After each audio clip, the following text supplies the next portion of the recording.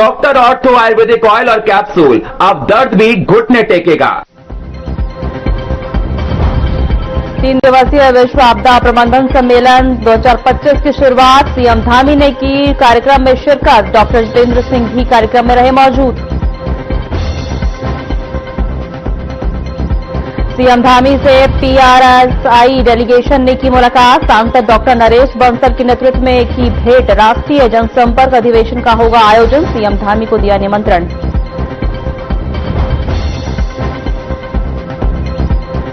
Sports university को मिली forest land की मंजूरी। नए सत्र में शुरू होगी यूनिवर्सिटी। खेल मंत्री रेखा आर्या ने दी बड़ी जानकारी।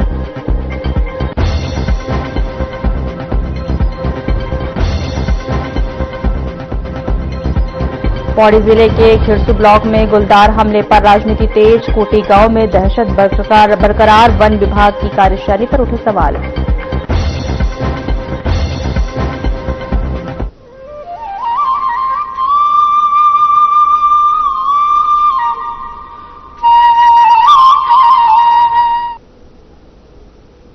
नमस्कार, मैं हूं आपके साथ सोनम राय। स्वागत है हमारे खास बुलेटिन खबर उत्तराखंड में।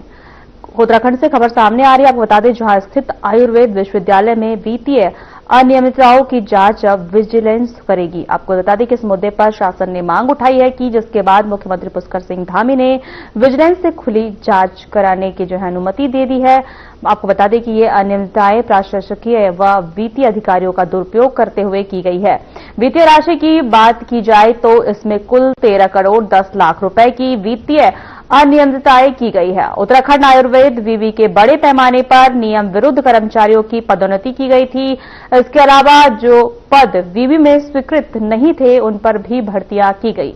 इतना ही नहीं, कई तरह के निर्माण भी विवि में कराए गए जिनकी अनुमति शासन ने नहीं ली गई थी। यह मामला वित्तीय विभाग जांच में सामने आया है।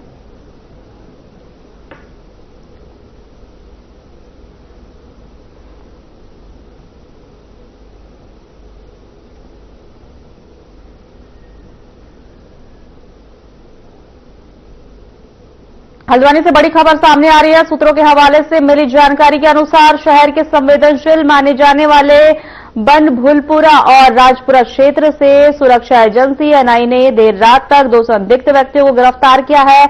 बताया जा रहा है कि यह कार्रवाई किसी बड़े मामले में संभावित संलिप्तता को देखते हुए की गई है। सूत्रों का दावा है कि गिरफ्तार व्यक्तियों का पूर्व में हुई एक महत्वपूर्ण घटना से कनेक्शन होने के संकेत मिल रहे हैं। इसी आधार पर सुरक्षा एजेंसी ने स्थानीय पुलिस के साथ संयुक्त ऑपरेशन चलाया और भारी पुलिस बल की तैनाती के बीच दोनों को हिरासत में लिया। गिरफ्तारी के बाद पूरे शहर में सुरक्षा एजेंसी और पुलिस की सक्रियता बढ़ गई है। कई इलाकों में सघन चेकिंग अभियान आज भी जारी है, जबकि महत्वपूर्ण स्थानों पर नाकाबंदी की गई है। पुलिस टीमें संदिग्ध गतिविधियों पर कड़ी नजर बनाए हुए हैं। अधिकारियों का कहना है कि फिलहाल मामले की जांच जारी है और आवश्यकता पड़ने पर गिरफ्तारी भी की जा सकती है।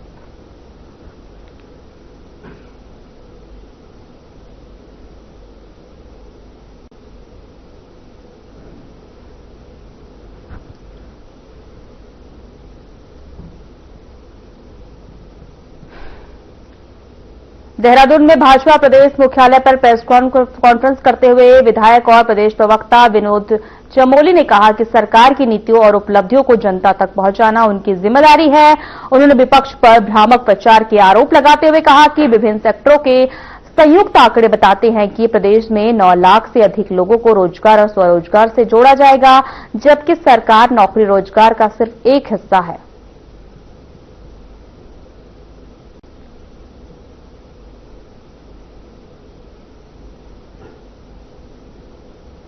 यही है कि हमारी जो डबल इंजन की सरकार है, केंद्र और प्रदेश मिलकर पूरे प्रदेश के अंदर लगभग 2 लाख करोड़ के अवस्थापना कार्य चल रहे हैं।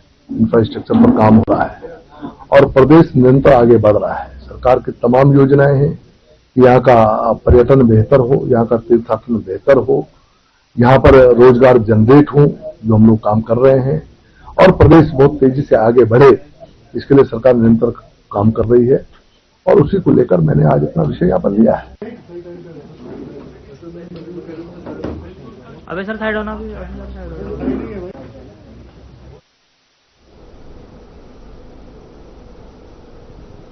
देहरादून के परेड ग्राउंड में एबीवीपी के 71वें राष्ट्रीय अधिवेशन की शुरुआत होते ही राजनीतिक माहौल गर्मा गया। कांग्रेस ने इस आयोजन को लेकर सरकार पर दोहरे मापदंड अपनाने का आरोप लगाया है। कांग्रेस के निवर्तमान प्रदेश प्रवक्ता शिषपाल सिंह बिष्ट ने कहा कि परेड ग्राउंड में सार्वजनिक कार्यक्रमों पर रोक का हवाला देकर सरकार ने कांग्रेस अध्यक्ष मल्लिकार्जुन खड़गे की रैली की अनुमति नहीं दी थी, लेकिन अब उसी मैदान में एबीवीपी का अधिवेशन आयोजित किया जा रहा है। बिष्ट के अनुसार यह सरकार के कथन करने के फर्क को उजागर करता है और पूरी तरह अलोकतांत्रिक रवैया है।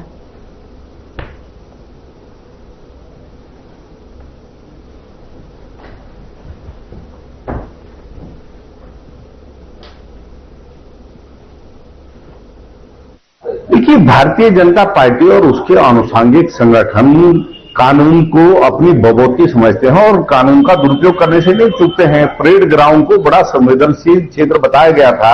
उसमें कहा गया था कि केवल जो है सुबह शाम की सैर होगी, शहरवासी वहां पर सुकून से रह पाएंगे और वहां पर कोई जो है सार्वजनिक कार्यक्रम नहीं होंगे।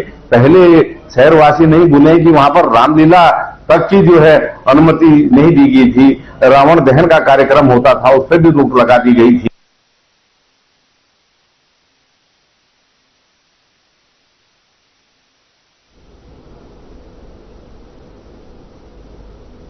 पौड़ी के बीजीआर परिसर में आयोजित छात्र संघ उद्घाटन समारोह में पूर्व कैबिनेट मंत्री डॉक्टर हरक सिंह रावत ने शिरकत की, जहां इस दौरान जागरों की धुन सुनते ही वे स्वयं को नृत्य करने से रोक नहीं पाए। ढोल दमाऊ की ताल पर जैसे ही उन्होंने मंच पर कदम थिरकने शुरू किए, वैसे ही अन्य लोग भी उनके साथ झूमने लगे।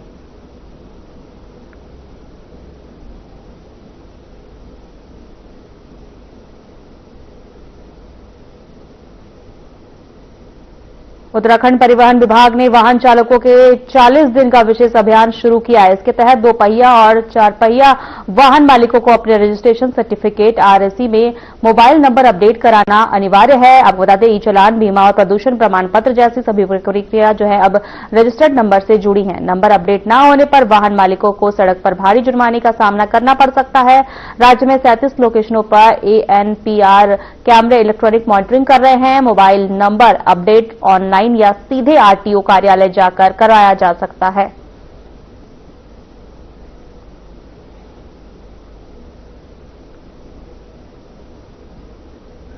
ये कई बार ऐसा होता है कि जब हम वाहन अपना रजिस्टर कराते हैं या ड्राइविंग लाइसेंस बनवाते हैं तो उस समय हमारा मोबाइल नंबर कुछ और रहता है या हम किसी और के मोबाइल नंबर फीड कर देते हैं।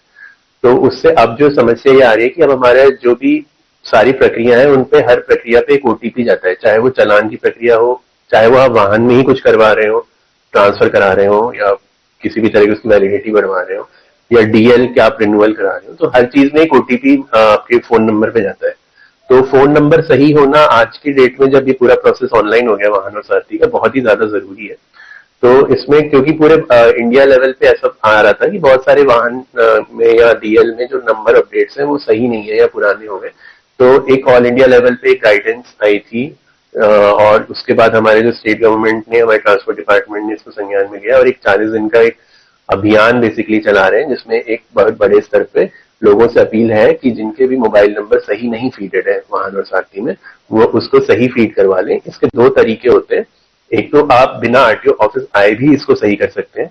अगर आपका आधार में जो नाम है और आपका वाहन की आरसी में या डीएल में जो नाम है वो मैच करता है तो आप वाहन और सारथी की वेबसाइट पे जाके बहुत ही आसानी से। उत्तराखंड सरकार ने प्रदूषण नियंत्रण को लेकर सख्ती दिखाई है। राज्य में भारी वाहनों पर जो है प्रवेश पर ग्रीन सेंस लगाने के आदेश दिए गए हैं। आरटीओ विभाग का कहना है कि उत्तराखंड की सीमाओं में जो है बाहरी वाहनों से प्रदूषण स्तर में इजाफा हुआ है, जिसके चलते अब बाहरी वाहनों की ग्रीन सेंस के जरिए ही एंट्री होगी। साथ ही शुल्क अलग अलग वाहनों के अनुसार कटेगा। इलेक्ट्रिक, सीएनजी, सरकारी एम्बुलेंस समेत फायर ब्रिगेड जैसे वाहन शुल्क से मुक्त रहेंगे। इससे हिमालय क्षेत्र के पर्यावरण संतुलन बनाए रखने में जो है मदद मिलेगी।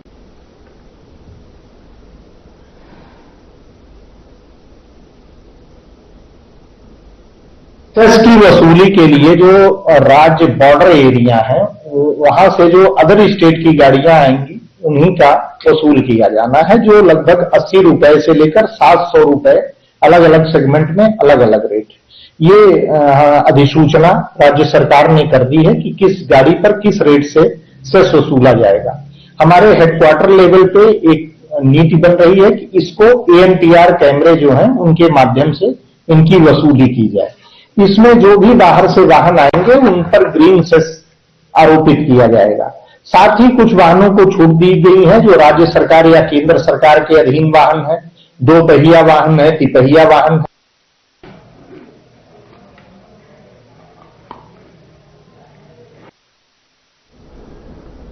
हल्द्वानी के सुशीला तिवारी अस्पताल की व्यवस्था एक बार फिर चर्चाओं में है। इस बार आईसीयू यूनिट में चींटी और अस्पताल के अंदर बंदरों का आतंक मचा हुआ है, जिससे मरीजों और तीमारदार बेहद परेशान हैं। वहीं इस संबंधित मामले में जिलाधिकारी ललित मोहन रायल ने प्राचार्य STH को व्यवस्थाओं को दुरुस्त किए जाने के निर्देश दिए हैं। डीएम ने कहा है कि स्वच्छता और मरीज को तीमारदारी की व्यवस्था को यदि घर प्रशासन द्वारा ठीक नहीं किया जाएगा तो उचित कार्रवाई की जाएगी।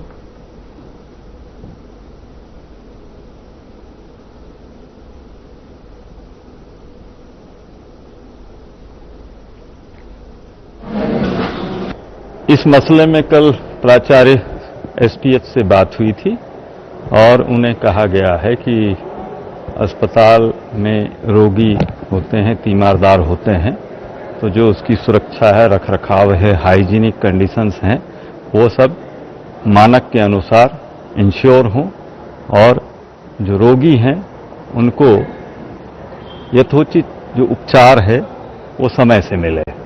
उनके लिए जो उनकी मेंटेनेंस करने वाली एजेंसी है उनको हिदायत देने को कहा है, अगर नहीं करते हैं तो फिर फोरफिट करवाया जाएगा। बहुत सारे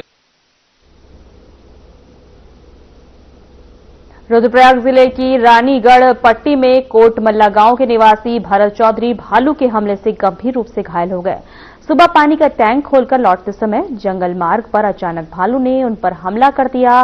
भरत ने साहस दिखाते हुए भालू से संघर्ष किया और शोर मचाकर उसे पीछे हटाया। हालांकि हमले में उनके पैर पर गहरे घाव बन गए। ग्रामीण उन्हें तुरंत जिला अस्पताल रुद्रप्रयाग ले गए, जहां प्राथमिक उपचार के बाद उन्हें श्रीकोट बेस अस्पताल रेफर किया गया है। वहां सर्जरी और ऑर्थो विशेषज्ञ ने उनकी गंभीर चोटों का त्वरित उपचार किया।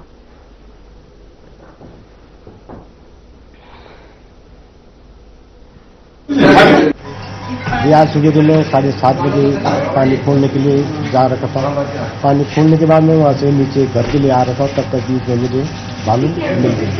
भालू मिल गया तो मेरी ओर आया, वैसे ही मैं उस पेड़ में चढ़ गया। पेड़ में चढ़ने के बाद उसने भी वहाँ पेड़ में आया और उसने मुझे नीचे धक्का दे दिया। दोनों के दोनों नीचे गिरे। मैंने उसको लात की मारी, उसके बाद उसने मेरे पाँव का नीचे का हिस्सा मुँह में करके और वो फिर मैंने हल्ला किया, तो उसके बाद वो भाग गया उसके।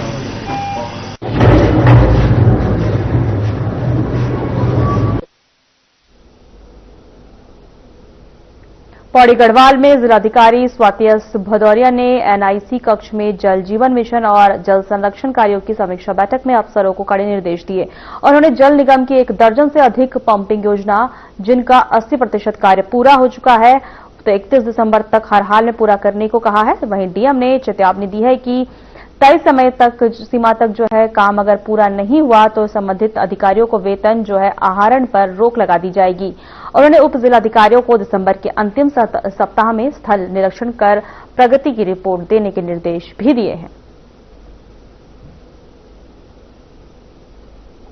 जितनी भी हमारे कार्यदायी संस्थाएं हैं, जल संस्थान, जल निगम, सभी के साथ में और सभी एसईज के साथ में ये बैठक कर जल जीवन मिशन योजना की समीक्षा की गई और इसमें जो हमारे काम कंप्लीट हो चुके हैं उसमें ये इंश्योर करने के लिए भी कहा गया है कि वहां एटलीस्ट सभी नलों में अवश्य पानी आए और जो काम हमारे जहां जहां भी 19 योजनाएं ऐसी हैं जहां पूरी तरह से काम नहीं कंप्लीट हुए हैं, उसमें कुछ जगह आ रहा है, कुछ जगह नहीं भी आ रहा है, तो उन स्कीम्स में डेडलाइन भी उनकी तय की गई है और जो जो डेडलाइंस हैं उसके समय पे एसडीएम से भी इसका फिजिकल वेरिफिकेशन भी करने के निर्देश दिए गए हैं।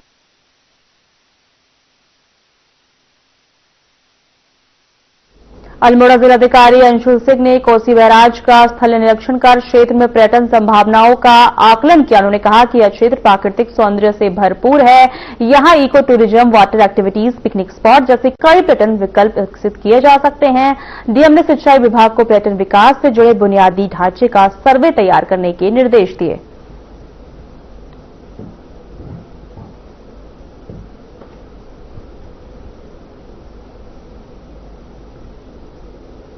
को बढ़ावा देना है तो कोसी बैराज जो है ये हमारा लो हैंगिंग फ्रूट है। इधर हमारा primary infrastructure already in place है। छोटे से नच के साथ वी कैन इंश्योर कि यहाँ जिप लाइन चालू हो जाए, बोटिंग चालू हो जाए, इवन टूरिस्ट वॉक के लिए आए। तो हम लोगों ने सारी सुविधाएं देख ली हैं अभी कि जो यहाँ अवेलेबल हैं और हमें क्या स्टॉप गैप सोल्यूशंस लेने हैं। तो हम जल्दी यहाँ एक कॉम्प्रिहेंसिव प्लान लेकर आएंगे जिससे हम यहाँ टूरिज्म को बढ़ावा दें।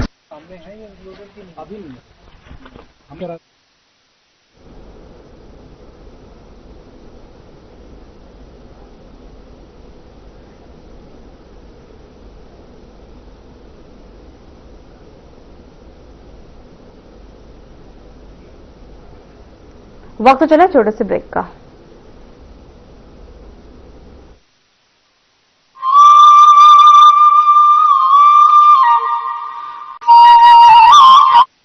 चुलबुलापन जिसकी हर बात में भूल जाए, मेरी जैसी मेरी अपनी पताका चाय, गजब का स्वाद। कुछ लोग खाते पीते तो बहुत बढ़िया हैं, पर फिर भी उनकी सेहत नहीं बनती। पिचके हुए गाल हैं, हड्डियां निकली हुई हैं, पैंटें ढीली हैं, कपड़े जचते नहीं, कोई पर्सनैलिटी नहीं। ऐसे लगता है इधर से खाए जा रहे हैं, उधर से निकले जा रहा है, क्योंकि उनका पाचन तंत्र खराब है। और जब तक के पाचन तंत्र दुरुस्त नहीं होगा, वो जितना मर्जी अच्छे से अच्छा खा ले, उनकी सेहत नहीं बन सकती। इसलिए हमारी संस्था सन्यासी आयुर्वेदा ने एक ऐसी दवा का निर्माण किया है जो कि आपके लिवर को, आपके पाचन तंत्र को दुरुस्त करने का काम करती है, ताकि आप जो भी खाएं उसका पूरे का पूरा निचोड़ आपके शरीर को लगे, आपकी भूख बढ़े, खाया पिया सही से लगे, नया खून बने, हड्डियों में जान आए, वजन बढ़े और आप मोटे तगड़े खूबसूरत पर्सनैलिटी के मालिक बन जाएं। सिर्फ 655 रुपए की पूरे 1 महीने की दवा होती है और आप इसे घर बैठे 01145454545 पर फोन करके दवा मंगवा सकते हैं।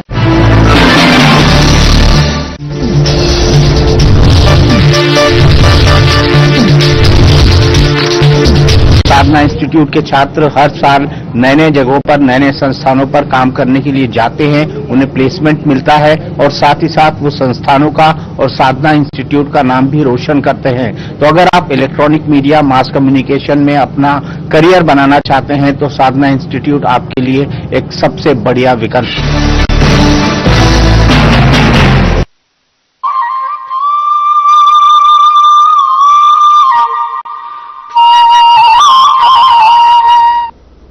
ब्रेक के बाद आपका स्वागत है। उत्तराखंड में वंदे मातरम के 150वें वर्ष पर सभी विद्यालय में राष्ट्रगीत का सामूहिक गायन किया गया, लेकिन कुछ मुस्लिम मौलाना और स्कॉलर ने इसे इस्लाम के विरुद्ध बताते हुए विरोध दर्ज कराया।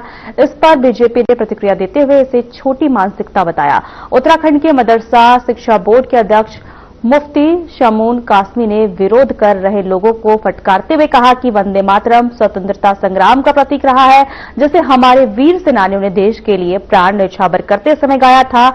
इसमें सिर्फ मां की स्तुति है और हर धर्म मां का सम्मान सिखाता है।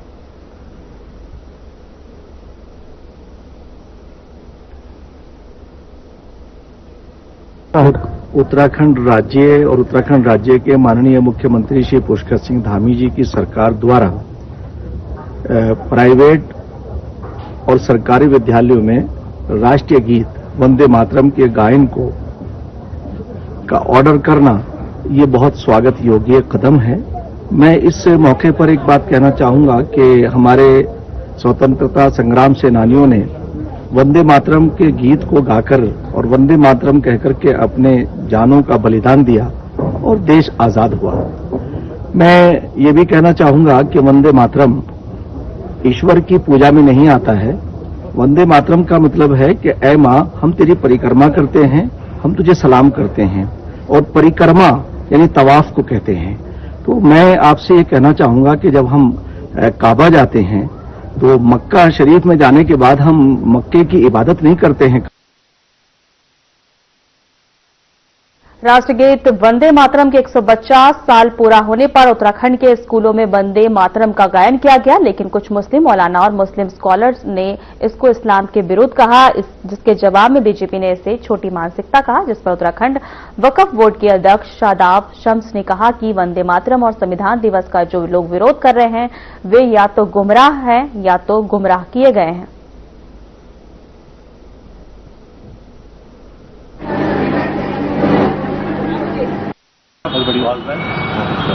विरोध कर रहे हैं और वंदे मातरम का विरोध कर रहे हैं, संविधान दिवस पे विरोध कर रहे हैं, वो छोटी मानसिकता के लोग हैं, या तो गुमराह हैं या गुमराह किए गए हैं। माँ की तारीफ को, क्योंकि हिंदुस्तान का मुसलमान इस देश को अपनी माँ मानता है और मादरे वतन हिंदुस्तान जिंदाबाद के नारे, ये शादाब शम्स ने नहीं दिया है स्लोगन, ये आजादी के वक्त हमारे उलमा इकराम ने दिया है और उसकी जिंदाबाद के नारे लगाए। अब माँ की तारीफ करने में तो किसी को कोई दिक्कत नहीं होती, और उसके हिंदी अनुवाद, उर्दू अनुवाद AR रहमान जो बहुत अच्छे म्यूजिक डायरेक्टर हैं, उन्होंने वंदे मातरम गाना गाया है, माँ तुझे सलाम, यही वंदे मातरम का मतलब है।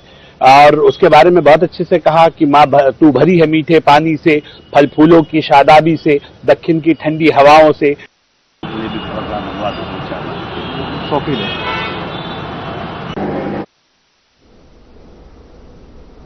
देहरादून जिले के जिन राशन कार्ड धारकों ने अभी तक केवाईसी नहीं कराई है, उन्हें 30 नवंबर तक केवाईसी कराना अनिवार्य है। 65% उपभोक्ताओं ने अब तक केवाईसी पूरी कर ली है। जिला पूर्ति अधिकारी के अग्रवाल ने बताया कि 30 नवंबर के बाद जिनका केवाईसी नहीं होगा, उनका राशन कार्ड निरस्त कर दिया जा सकता है।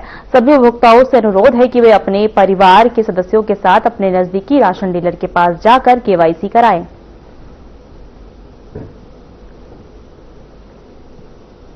जनपद देहरादून में राशन कार्ड सत्यापन अभियान चल रहा है।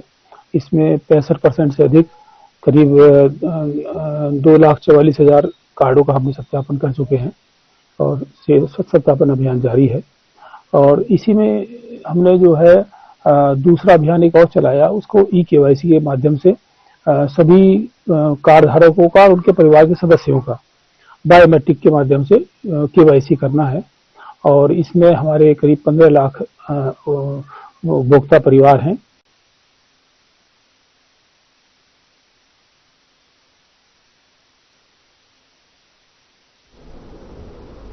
जिलाधिकारी सवीन बंसल की अध्यक्षता में ऋषि पर्णा सभागार में जॉली ग्रांट एयरपोर्ट की एयरफील्ड पर्यावरण प्रबंधन समिति की बैठक हुई। बैठक में एयरपोर्ट के 10 किलोमीटर संचालन क्षेत्र में पक्षियों और वन्यजीवों की गतिविधियों को नियंत्रित करने और सुरक्षा सुनिश्चित करने के निर्देश दिए गए।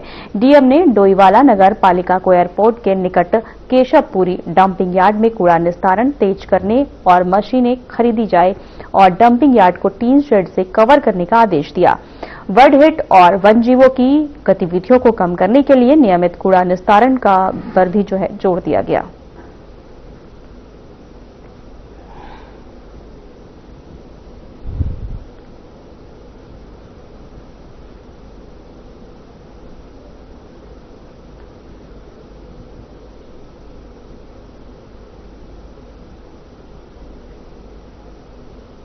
फिलहाल हमारे खास बुलेटिन में इतना ही। नमस्कार।